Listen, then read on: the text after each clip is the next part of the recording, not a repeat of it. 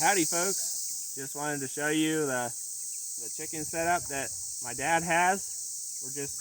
He's just kind of getting started raising about 50 or 60 chickens for the family, and this is definitely just kind of a prototype, but it's been working good so far. We built it off of the Polyface shelter design, but we built it all with scrap wood. So most of it's just old 2x4s that came off a fallen down shed, which are super light.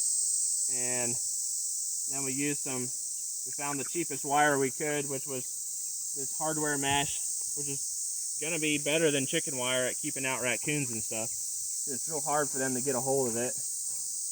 And then since we're here in Kansas and it's so hot, we needed to not have tin on it. We don't want to make a chicken cooker. We want to make a chicken shelter. And my cousins had really good success with tarps on top and leaving most of the sides open. So we got a tarp and we just stretched it over the top and down the back. We have wire on the back, but the tarp goes over it too. And it's been working super good. It's only an 8x10, but that's just what we need right now. And we don't have a shelter dolly or anything. Just one of my siblings will pick up the back handle. But we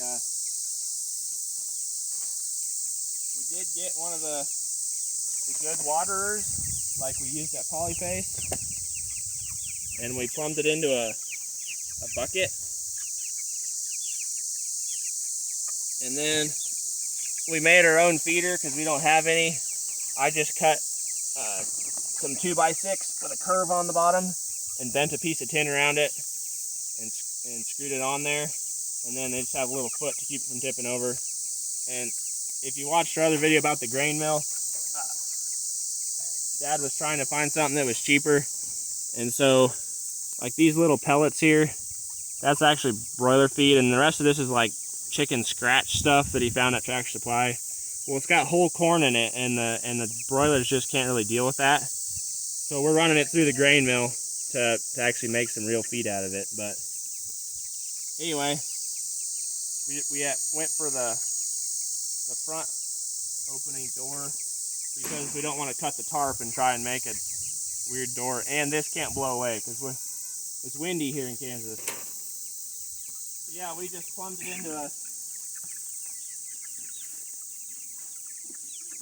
into one of these square buckets, and you just drill a hole that's a little bit smaller and shove that hose in tight, and it won't leak, and it'll just gravity flow into the water.